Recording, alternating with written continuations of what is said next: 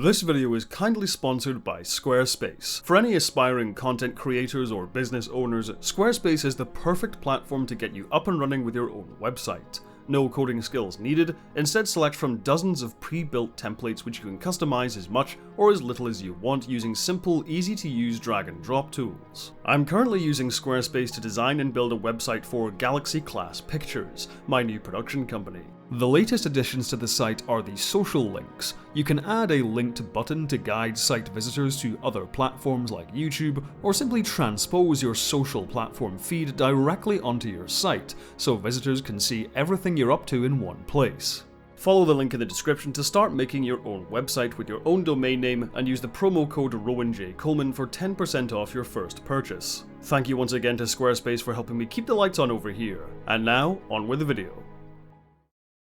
In the late 1970s, following the release of Star Wars, the wider film industry was scrambling to find their own answer to George Lucas's monster sci-fi hit. For Paramount, this led directly to the production of Star Trek the Motion Picture. Disney's response came in the form of Black Hole, but Universal's Star Wars cash-in would go on to have a far more unique legacy among the titans of science fiction.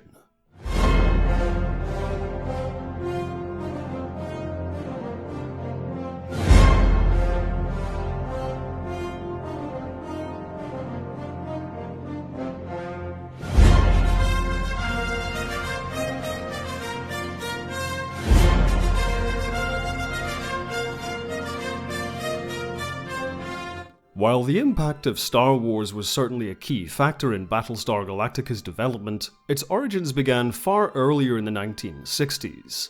Glenn A. Larson started out as a singer, songwriter, and composer in the 50s, before moving into television production, working on shows such as The Fall Guy and The Fugitive. His keen interest in science fiction, mythology, and ancient history eventually led to him conjuring up an idea for his own sci-fi series, mentored by Star Trek producer Gene L. Coon. Originally titled Adam's Ark, Larson's idea was a bizarre synthesis of Christian fable, space opera, and chariots of the gods. It told the story of a tribe of humans lost among the stars in search of their ancient brethren on a planet called Earth. For the longest time, the pitch for the series languished in Larson's desk drawer, receiving occasional notes from Gene L. Coon.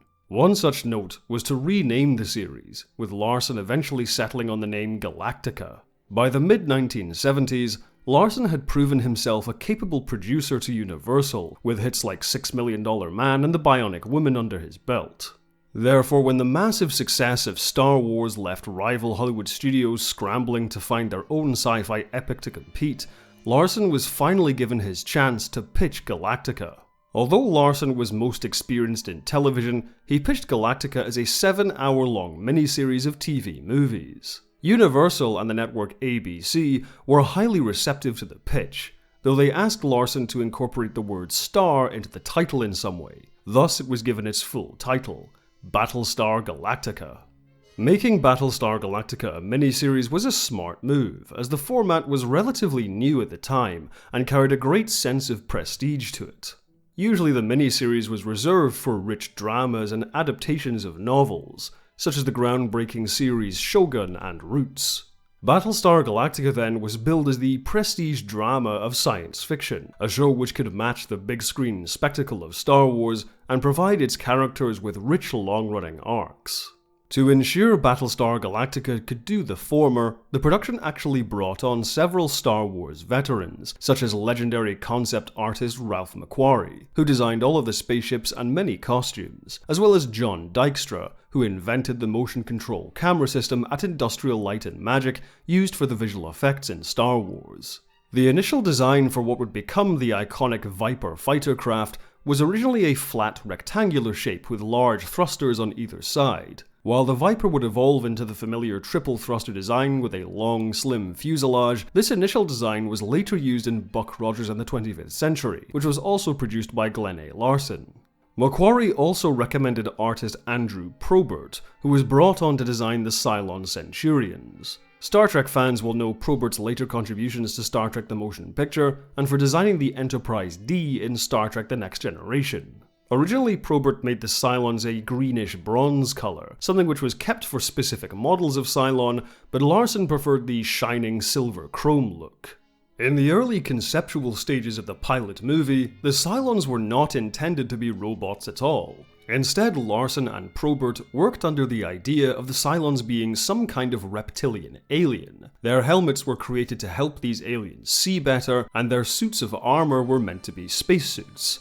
This reptilian alien concept existed quite far into production, with an elaborate monster suit being made for the Cylon Imperious leader, who sports a small pet lizard on his arm. But at the time the series was being made, there was a body count limit imposed on primetime television shows, which would make it difficult for the show's heroes to fight the Cylons in the planned action sequences. Thus, in order to get around this limitation, Larson and Probert changed them to robots instead. Footage showing the Imperious leader's face went unused. Later in the show, dialogue explains that the Cylons were originally created by a race of reptilian aliens to be used as foot soldiers. But these Cylons later rebelled and exterminated their creators before expanding their territory into the mighty Cylon Empire. To make the Cylon Centurions appropriately intimidating, all actors playing the Cylons had to be well over 6 feet tall. The Cylon voices were created by sound designer Michael Santiago using the EMS Vocoder 2000. To play the commander of the Battlestar Galactica Adama, Canadian actor Lorne Greene won the role. Lorne Greene was a household name on American television at the time, due to his long-running role as Ben Cartwright in the Western drama Bonanza, which ran for 14 years. He was also a veteran of the stage, flexing his skills as the thespian in a number of notable Shakespeare productions. Richard Hatch actually turned down the offer to play Apollo 3 times, not even reading the script. He had a low opinion of science fiction at the time and assumed Battlestar Galactica wouldn't be serious drama. When he was finally convinced to read the script, he loved it. Hatch, like Greene, also got his acting start on stage. But before BSG, he had won acclaim as Detective Dan Robbins in the streets of San Francisco, taking over from Michael Douglas, who previously occupied the lead role. In contrast to Hatch, Dirk Benedict was desperate for a regular acting gig. Although he made an impression as the psychotic William Calder in the thriller W, his first starring role was on the short-lived Chopper 1, and other TV roles were few and far between. Landing Starbuck in Battlestar Galactica was essentially his career break, and he would gain further popularity in the 80s as Face in the A-Team. Canadian actor John Colicos, like Lorne Greene, broke into television from theatre. From the 60s onwards, he was a reliable villain on television, appearing as the Klingon Kur in Star Trek the original series, and in 3 different episodes of Mission Impossible as 3 different villains. Naturally, his theatrical style of villainy made him an ideal fit for the role of Gaius Baltar. Playing the second-in-command of the Battlestar Galactica was Terry Carter as Colonel Ty. Before landing the role, Carter worked as a TV newscaster at WBZ-TV in Boston and as an actor, appearing in sitcoms like The Phil Silvers Show and dramas such as Breaking Point and Combat. Second in command of the Viper Squadrons was Lieutenant Boomer, played by Herbert Jefferson Jr. Before BSG, Jefferson appeared in many acclaimed miniseries such as Rich Man, Poor Man, The Law, and The Bastard. He would work with Glenn A. Larson again in the pilot for Knight Rider, and with BSG writer-producer Donald P. Belisario in the pilot for Airwolf. Playing Adama's daughter Athena was Maren Jansen. Jansen had been a model for most of her career, with only one acting role in the Hardy Boys' Nancy Drew Mysteries before Battlestar Galactica. Though Athena would pine after Starbuck, he would eventually fall for Cassiopeia, played by Laurette Sprang. Sprang had also worked with Larson before, making an appearance in The $6 Million Man, among many other guest roles on television. Playing Apollo's eventual wife Serena, a reporter turned Viper pilot, was English actress Jane Seymour. Seymour was already a rising star at the time she was cast in the role, having appeared as Solitaire in the James Bond film Live and Let Die, and would go on to star opposite Christopher Reeve in Somewhere in Time. Playing Serena's son Boxey was a then 6-year-old Noah Hathaway. Hathaway would later gain fame as Atreyu in The Neverending Story. The filming of Battlestar Galactica was truly massive in scope. easily the largest production for a television series at the time, with a then unprecedented spend of over $1 million per episode. The first TV movie, Saga of a Star World, cost over $8 million alone, though some estimates are even higher. The sets for the Galactica itself were enormous, with the bridge set taking up an entire soundstage. The series also made use of location shooting. California State University North Ridge and Long Beach Public Library were used as the surface of the colonial capital Caprica, as well as the Cylon-occupied world of Gamma Ray, later seen in the fourth TV movie The Living Legend. Playing the mysterious world of Kobol was a combination of Red Rock State Park in California and second unit footage of Egypt. Because of the grandiose nature of Battlestar Galactica's production, director Richard A. Culla opted to shoot the first TV movie like a theatrical feature film. He chose to have darker, high-contrast lighting, moving camera, and ensemble staging wherever possible. This was counter to the usual approach directors took to television, where standard coverage and a reliance on close-ups provided more options in the editing room to ensure episodes came in under the proper runtime. This led to several clashes between Culla and ABC higher-ups, who believed Culla's shooting style risked the production falling behind schedule and going over budget. Despite how well Culla worked with many of the cast, the director was not asked to come back for future Galactica episodes. This network interference also impacted the intended tone of the series, as ABC were adamant that Galactica be kid-friendly. Any hints of violence or sex had to be toned down considerably. A love scene between Starbuck and Cassiopeia, which originally featured Dirk Benedict topless, had to be reshot with both actors fully clothed. The drive to appeal to children also led to the child character Boxy being featured more prominently, and the addition of his Daggett Muffet. Rather than going to the expense of creating an elaborate animatronic, Muffet was played by a poor chimpanzee in a suit. For the visual effects, John Dykstra's company Apogee Effects created scale miniatures of all spacecraft, which were then shot using a motion-controlled camera and composited together with an optical printer. Matte paintings were also used extensively, most notably to create the city skyline on Caprica. For the Viper cockpit shots, a 1:1 scale model of the cockpit was built for the actors. Finished effects footage was then projected behind the Viper models using rear projection and played live, though it took quite a bit of effort to get the timing right. The loops that they used on the projection behind us were very short. That's the thing, you'd have 3 seconds or 6 seconds to watch it react and then say your line. And action. Starbuck! Holy frack! Apollo! All right, let's do it again. Ready? And action! Starbuck! Holy frack! Apollo! They're all around us. Okay. Ready? One more. We got one more. Maybe I should get us. And action! Starbuck! Holy frack! Apollo! Okay, cut. I can do love scenes in 3 seconds. But I couldn't do the Viper shots. The music for the series was composed by Stu Phillips and performed by the Los Angeles Philharmonic Orchestra.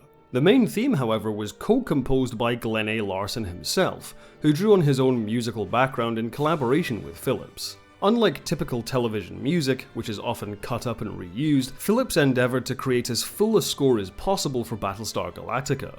I am a person who hates to have music cut up by a music editor in order to make it fit. I like to try to write it so it fits. And up to the very, very last moment on the scoring stage with the Philharmonic there, I was getting changes from my music editor, trying to fix them on the stand and the podium, which of course takes time. And I was getting harassed by Glenn, who was saying to me, just play it the way you wrote it and we'll fix it later. We'll cut it up later. And I just didn't want to do that. And I kept doing my best to rearrange it, reorchestrate it, or reconceive it while I was there with the orchestra. And fortunately, I got enough of it done that to me, the score doesn't sound like it's cut into pieces, but there was a lot of anxiety going on there. Because of the enormous expense of the production, and out of a desire to make Galactica event viewing, ABC and Universal created a 2-hour feature film version of Saga of a Star World, and released it in cinemas in the US and UK, as well as much of South America and Europe. The 2-hour cut of the pilot had some significant deviations from the later series. Notably, Gaius Baltar is killed off by the Cylons towards the end. However, the show's producers liked John Colicos so much, they decided to remove this from the TV version and keep Baltar as a recurring villain. The theatrical version released several months ahead of the show's premiere, and after a surprisingly strong box office, the series proper debuted on the 17th of September, 1978.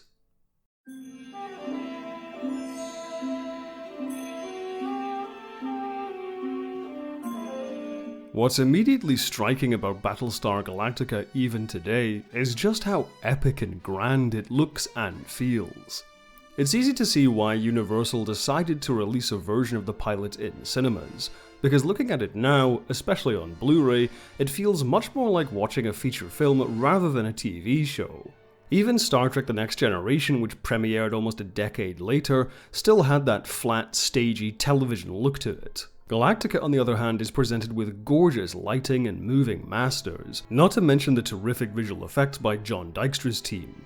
While they don't quite match ILM's standard established in Star Wars, these shots succeed in creating a similar sense of speed and dynamism. The design work here is also stellar. Ralph McQuarrie's contributions certainly resemble his work on Star Wars in the broad strokes, but BSG is packed with plenty of its own spaceships and aliens which are just as memorable. The Viper is just as incredible looking as any X-Wing, and the Galactica itself, chrome-plated Cylon Centurions and enormous base stars are all instantly iconic from the start. But it's Stu Phillips' score which really manages to cement Battlestar Galactica's identity as something more than a mere Star Wars clone.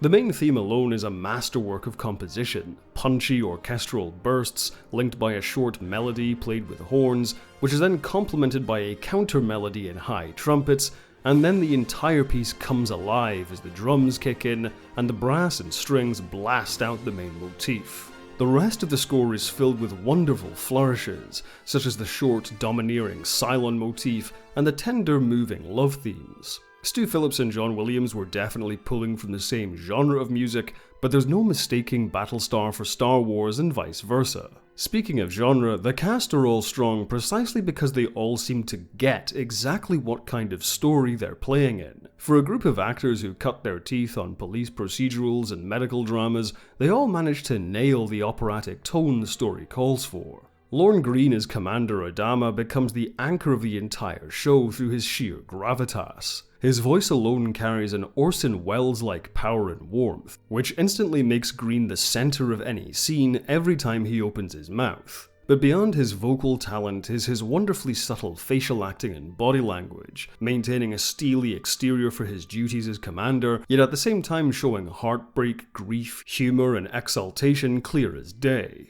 This is why Richard Hatch as Apollo is so successful, because of the nuanced contrasts and similarities between himself and Adama. While Apollo is much more expressive and passionate, Hatch is still totally believable as someone who could one day grow into a person with a similar stature as Adama, which is also why Dirk Benedict's Starbuck and Hatch's Apollo make for such a great double act. While Adama represents Apollo's future, Starbuck reminds him of his present. It's easy to dismiss Starbuck's character as some kind of Han Solo ripoff, but while Dirk Benedict certainly has a similar cowboy swagger, Starbuck's earnestness and lack of cynicism is wholly different from Harrison Ford's turn in Star Wars. There are just as many scenes of Starbuck being nervous and awkward as there are of him gambling, drinking, or flirting. He essentially serves as Apollo's conscience, embodying the heart of the show overall. Instead of Starbuck's status as a hotshot fighter pilot being used by the writers to beat the viewer over the head with how cool he is, Starbuck is genuinely likable and endearing. However, if there was a prize for being over the top, it would absolutely go to John Colicos for his performance as Baltar. Baltar is essentially as close to pure evil as a person can be. He lies, cheats, and schemes when he's down on his luck, but as soon as he has any semblance of power, Baltar exhibits a kind of Machiavellian glee as he plots the destruction of the colonies and later Galactica and the fleet. It's no wonder the producers decided against killing Baltar off, as it's clear Colicos is having a blast in the role, going above and beyond in his character's function of providing the cold robotic Cylons with a human face. The first outing for Battlestar Galactica, the three-parter Saga of a Star World, kicks things off very well. Our introduction to the characters and their various relationships is woven in effortlessly with the action as the Cylons make their surprise attack on the colonial fleet. The fun of the spectacular effects is soon undercut by tragedy as the planet Caprica is bombed. The dramatic weight of events is effectively communicated when Adama and Apollo go down to the planet's surface, with Adama picking through the charred rubble of his home. It's one of the rare times where Adama's emotions overwhelm him, and Lorne Greene's acting is impeccable. Maybe Mother wasn't here. Oh. She was here. She was here.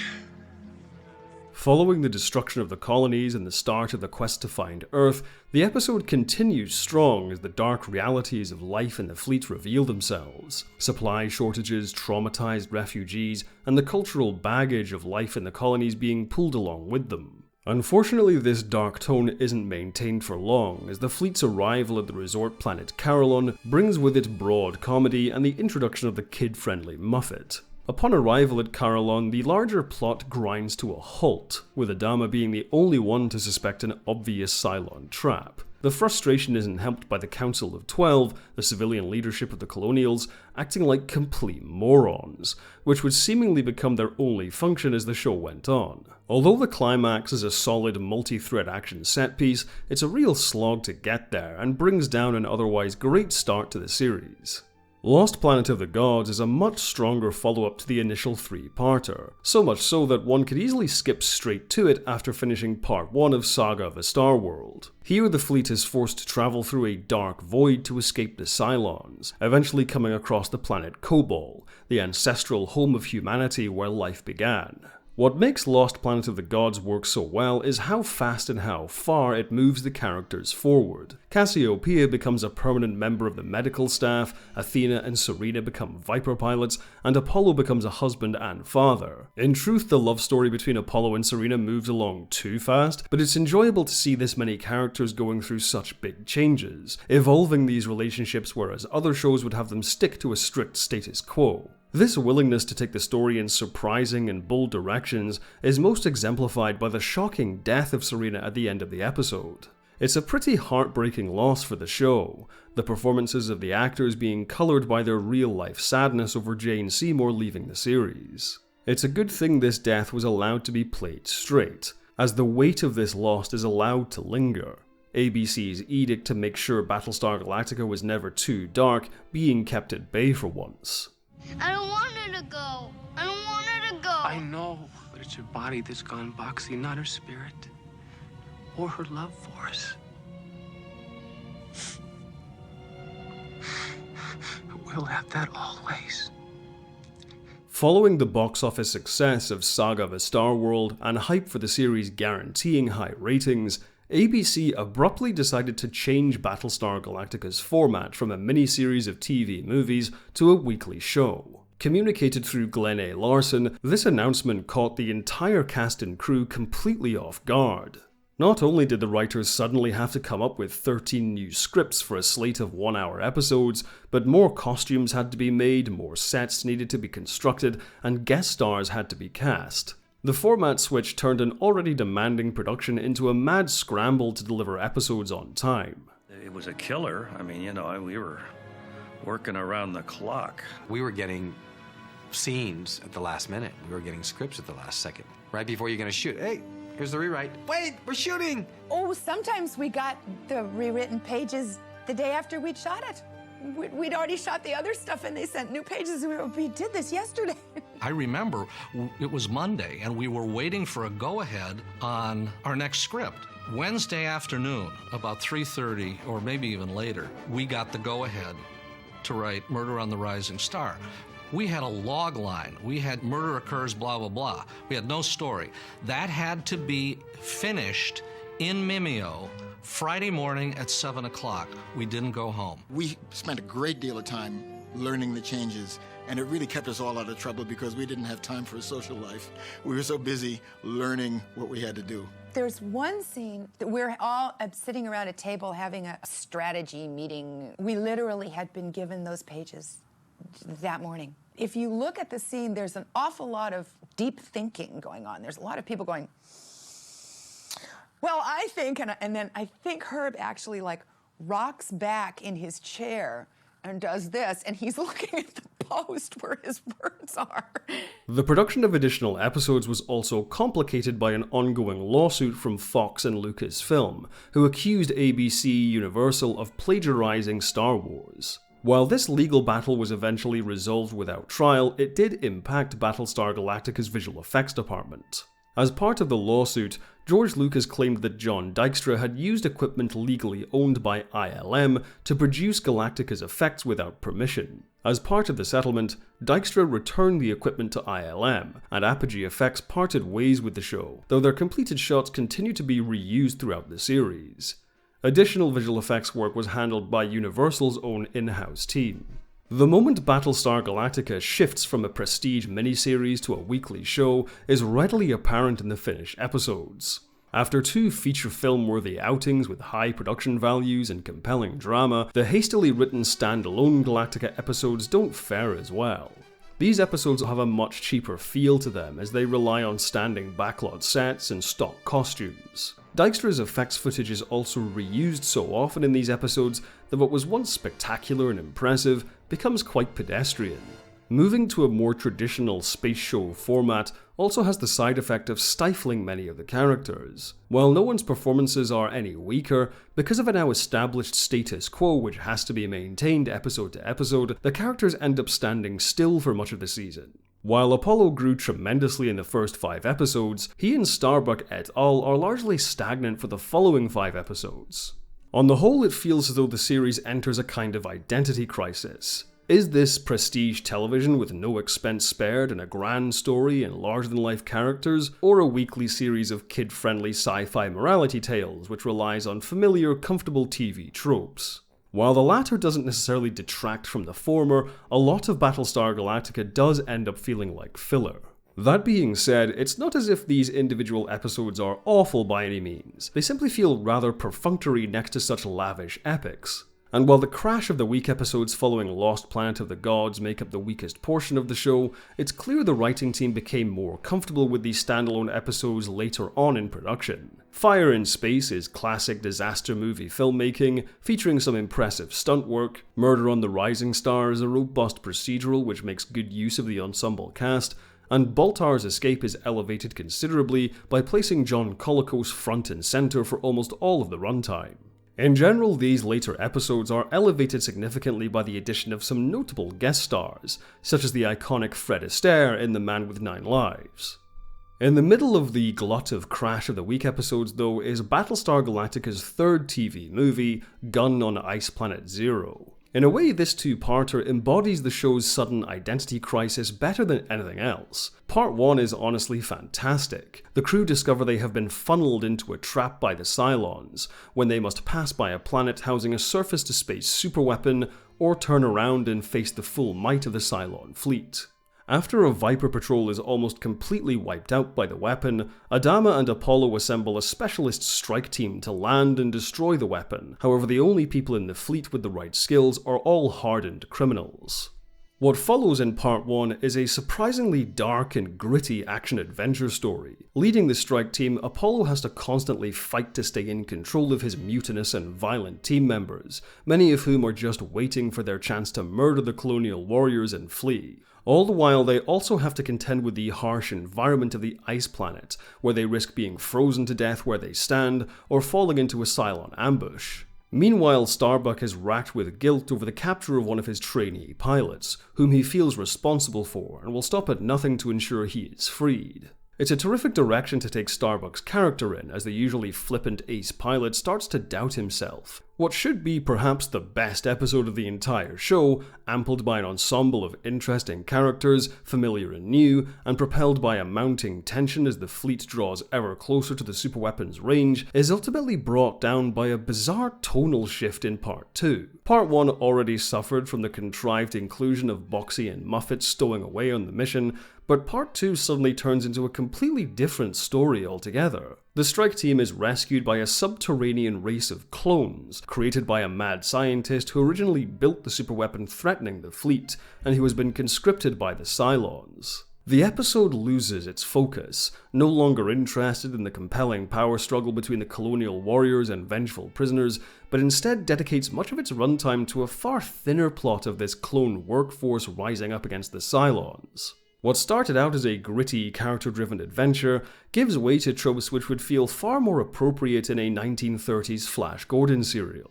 Thankfully, the 4th and 5th multiparters don't succumb to the same problems.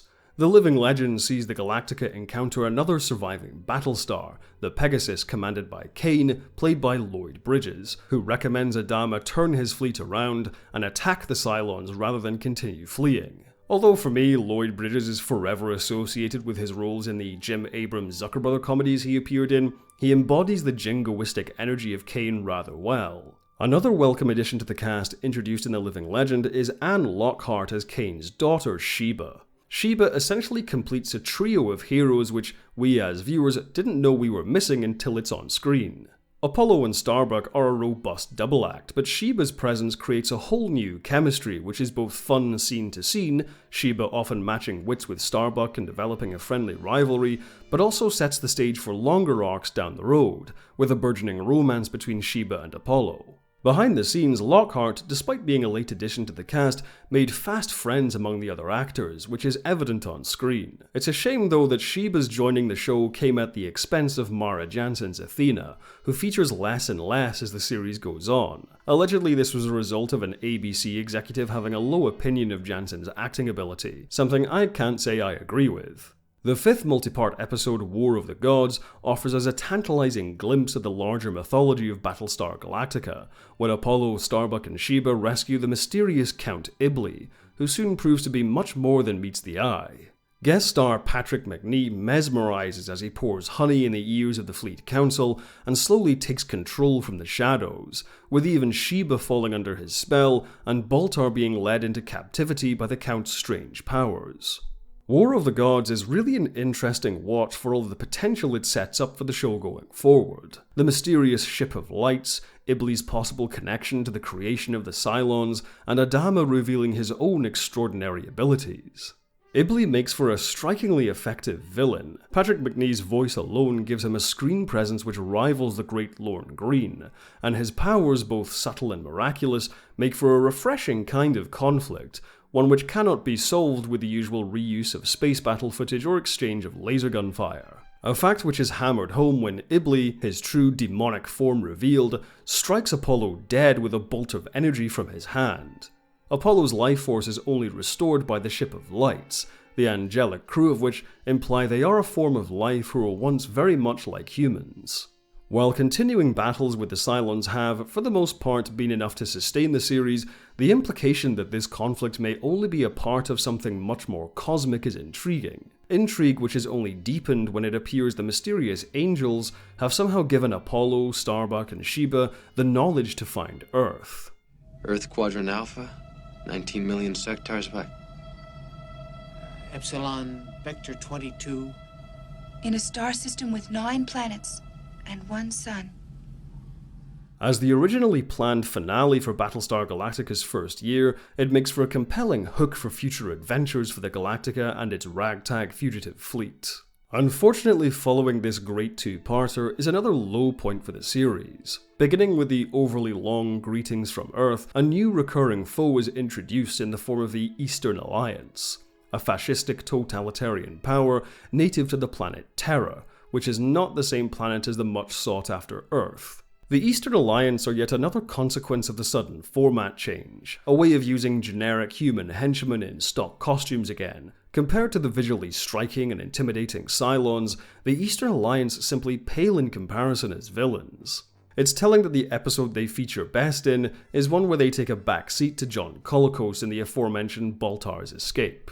Luckily, the end of the show essentially brings Battlestar Galactica back to its core elements. In the Hand of God, Galactica encounters a Cylon base star lying in wait ahead of it, but instead of turning around, Adama decides to attack. Hand of God is really a showcase of Battlestar Galactica's strengths as a show. The war between Colonial and Cylon embodies a classic space opera trope, facilitating flashy effects and spectacular action, but it's also the engine which drives much of the character drama.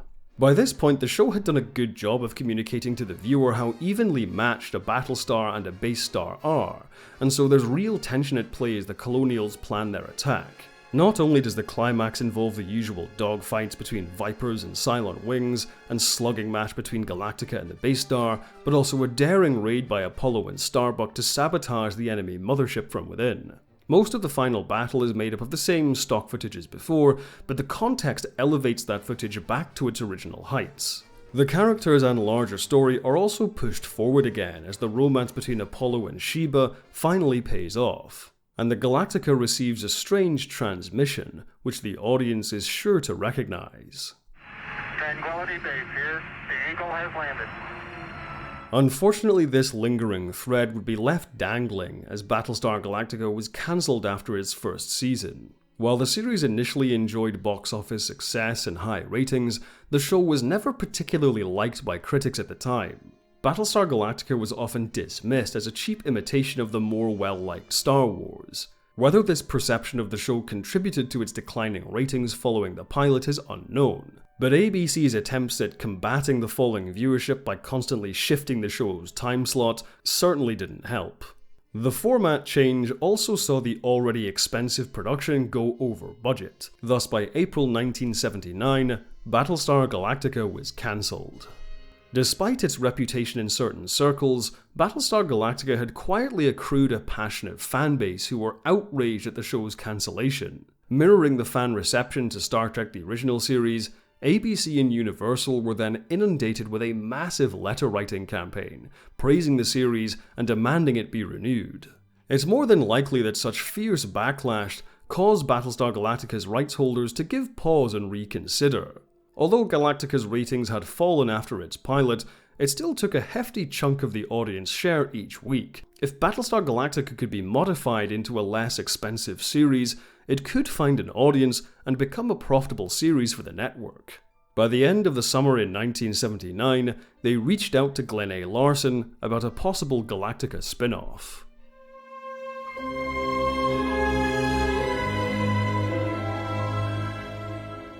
With the goal of bringing down the budget in mind, Glenn A. Larson and producer Donald P. Bellisario decided to set the spin-off series 5 years after Hand of God, allowing them to cut out several cast members. The only returning characters would be Adama, Boomer, Apollo, Starbuck, and Baltar. The premise saw the fleet finally reach Earth, discovering it to be our own Earth in the modern day. As it is woefully unprepared to combat the Cylons, Baltar, now redeemed and leader of the Council of 12, suggests using time travel technology to alter Earth's past, and bring its technology level up so it can defeat the Cylons once and for all. When this idea is rejected, Baltar steals a ship and disappears into the past, pursued by Apollo and Starbuck. This new spin-off would then see the duo embark on a new time mission each week, as they try to foil Baltar's plans to change Earth history.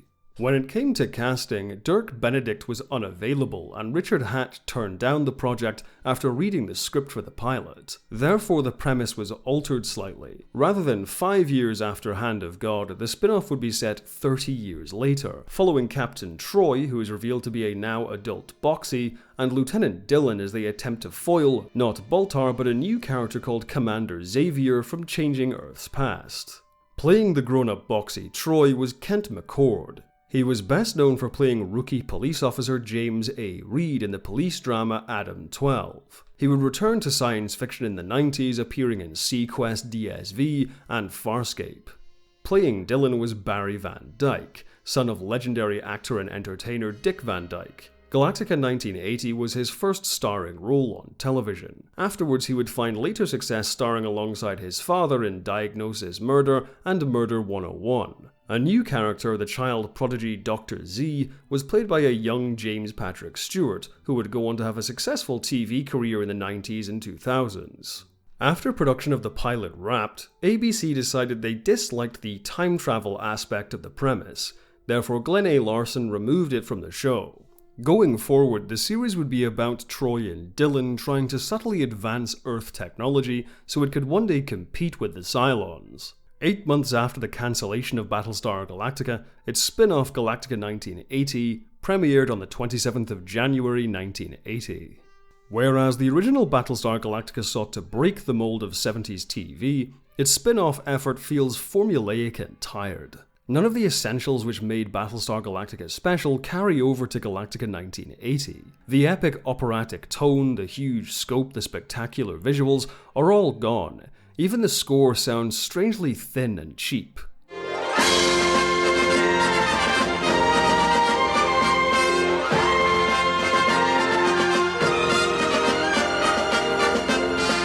Troy and Dylan can't help but feel like shallow imitations of Starbuck and Apollo. Unlike their predecessors, the leads of Galactica 1980 are given virtually nothing to do. So much of their dialogue is purely expositional. Kent McCord and Barry Van Dyke try their best to inject some charisma into the proceedings, but are given so little to work with. There's none of the heroic conviction Richard Hatch brought to Apollo, and none of the charisma Dirk Benedict brought to Starbuck. Troy and Dylan are simply paper-thin imitations of much better characters. Easily the character who is hated most by fans is Dr. Z, who seemed to be part of a trend of genius-level youngsters in sci-fi shows, like Doctor Who's Adric and Star Trek's Wesley Crusher. While I don't think Dr. Z is bad in concept, the character's inclusion in Galactica 1980 sadly comes at the expense of Adama. The once proud and authoritative commander is reduced to Z's weak and ineffectual lackey. Though Adama is still supposedly in command of the fleet, on more than one occasion Z seems to give direct orders to Adama. Now, considering in the 30-year gap between shows, Adama supposedly lost his only remaining son, his daughter, and the found family among most of the other Galactica crew save Boomer, it would be understandable as to why Adama behaves this way in Galactica 1980. If this was worked into some kind of character arc, it could have been very interesting. But Adama's new characterization seems to be more the result of the format change rather than intended as a story direction. It doesn't help that James Patrick Stewart plays Z with such an aloof pomposity that it's easy to see why so many viewers reacted negatively to the character. It's possible Z's inclusion was yet another attempt by ABC to make the show appeal primarily to children. Not only does Galactica 1980 look cheaper than ever, but its tone is also unbearably light-hearted and silly. Entire episodes revolve around a troop of kid scouts acquiring magical powers or a wacky baseball game. Other episodes which aren't predominantly kid-focused are padded out by tired comedic scenes where Troy and Dylan struggle to understand Earth culture. Through the scanner. Scanner? Must not fly much. Scanner. You know, metal detector. To prevent hijacking? Oh, sure. Hijacking. Right. Hijacking. The only interesting addition to the Battlestar Galactica mythos is the introduction of human-form Cylons, though this likely came about yet again out of budget concerns. It's very telling that the only truly strong episode of Galactica 1980 sees Dirk Benedict guest star in The Return of Starbuck. It truly highlights just how uninteresting Troy and Dylan are as leads when Dirk Benedict walks back into the Starbuck role as if he never left it. The Return of Starbuck sees the fan-favourite character marooned on a desolate planet, where his only companion is a reactivated Cylon, which Starbuck calls Psy. The Return of Starbuck is an enjoyable riff on the World War II film Hell in the Pacific, which would also later be pastiched in Wolfgang Petersen's Enemy Mine, as the two bitter enemies are forced to work together to survive. Most of the episode is simply a terrific showcase of Dirk Benedict's charming performance as Starbuck, as he bounces off the endearing Psy, voiced by Gary Owens. I had 4 pyramids. You only had 3. No, wait a second. Who's teaching who? The correct use of your language is who is teaching whom. That being said, the episode does lose some of its focus when Starbuck encounters a mysterious pregnant woman named Angela. What begins as the fun double act between Starbuck and Psy ends up turning into Starbuck caring for Angela. Even so, the climax of the episode works well, as Starbuck uses his only chance at escape to save Angela and face the newly arrived Cylons in a tense standoff, which ends in Psy's death. Psy, it's just you and me now. One human and one Cylon. No, Starbuck. Not human. Not Cylon. Friends.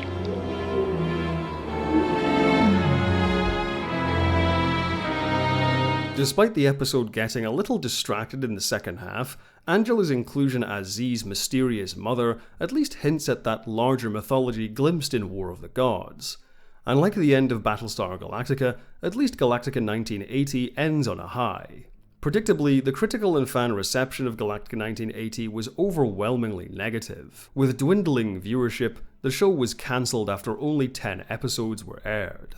It would be natural to think the legacy of Battlestar Galactica at the time would be one of failure.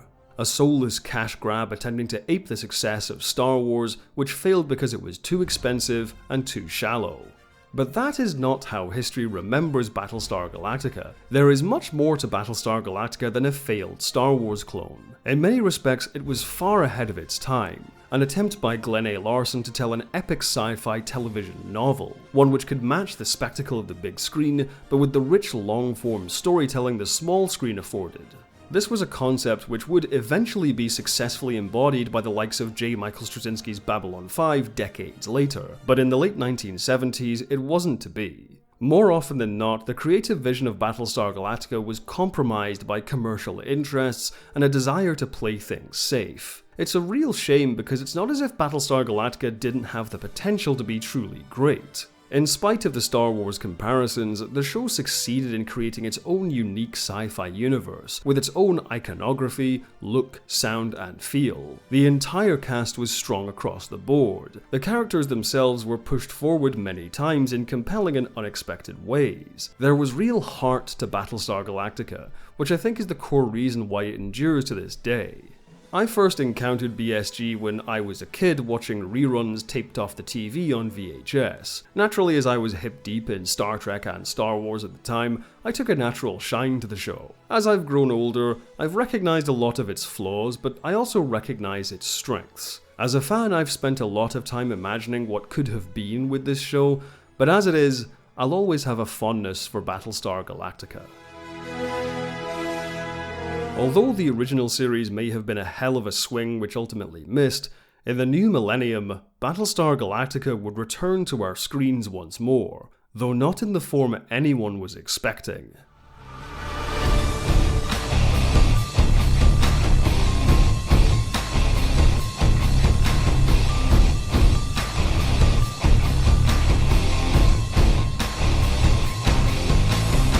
Thank you for watching. If you like my videos, be sure to like, subscribe and share, and make sure to hit the bell icon to stay up to date with all of my new uploads. If you want to help the channel grow, join my Patreon or YouTube members using the links down below. There you can see videos early as well as some exclusive content. Speaking of which, I'd like to quickly thank all of my patrons and members who are now appearing on screen. Have a good one, and as always, live long and prosper.